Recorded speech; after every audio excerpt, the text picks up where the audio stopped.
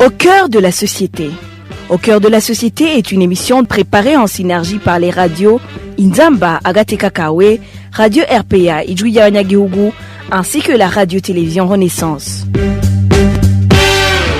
Depuis plusieurs mois, le gouvernement tanzanien s'efforce de faire disparaître les activités génératrices de revenus des réfugiés burundais dans les camps.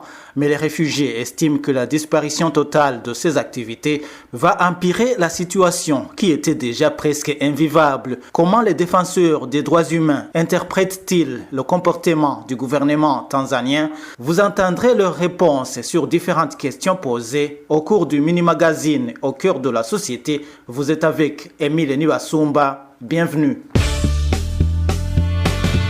La semaine dernière, les réfugiés ont soumis leurs problèmes liés à l'interdiction des activités génératrices de revenus au haut-commissaire des Nations Unies pour les réfugiés, Filippo Grandi, qui était en visite au camp de Nyarugusu, leur a promis d'en discuter avec les autorités tanzaniennes. Mais cela n'a pas empêché les policiers de démolir et incendier quelques jours plus tard des boutiques et des marchés du camp de Nyarugusu. Selon les réfugiés, les destructions ont été perpétrées sur la partie des Burundais.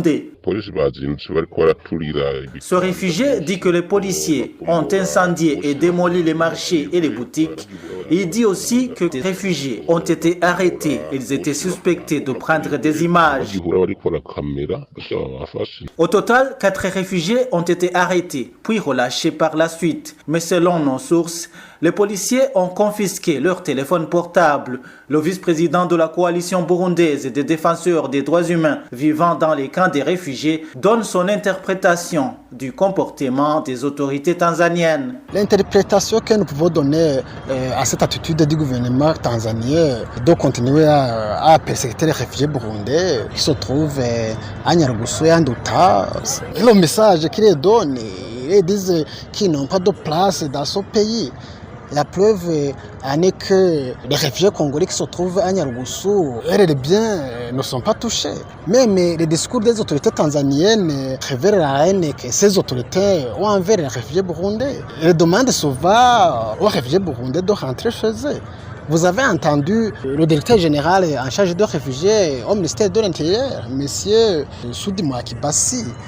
Il a lui-même demandé aux organisations qui travaillent dans les camps de réfugiés d'Onduta et aussi de Nyarugusu de diminuer toute assistance destinée aux réfugiés burundais pour qu'ils puissent être contraints de rentrer au Burundi. Nos confrères de la télévision Renaissance ont également demandé à Léopold Charangabo s'il était possible que les réfugiés burundais retrouvent la quiétude en Tanzanie. Oui, c'est possible. Les réfugiés burundais pourraient être respectés si toutes les règles et les conventions signées en rapport avec les réfugiés seraient respectées. Mais c'est très difficile aujourd'hui parce que nous voyons une mainmise des autorités burundaises, donc une mainmise derrière ce mauvais traitement. La réponse est durable et que ces réfugiés burundais pourraient être transférés dans d'autres pays qui pourraient aider ces Burundais d'être en sécurité. Sinon, la vie en Tanzanie continuera d'être détériorée. Léopold Charangabo, c'est le vice-président de la coalition CBDH-Vicar.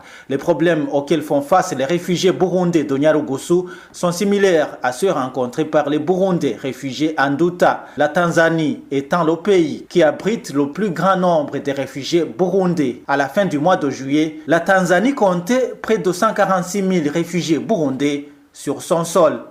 Et voilà, c'est par ici que nous mettons un point final au mini-magazine Au cœur de la société de ce 3 septembre 2022. Merci à vous tous qui nous avez suivis. C'était Emile Niwasumba à la présentation. Au revoir.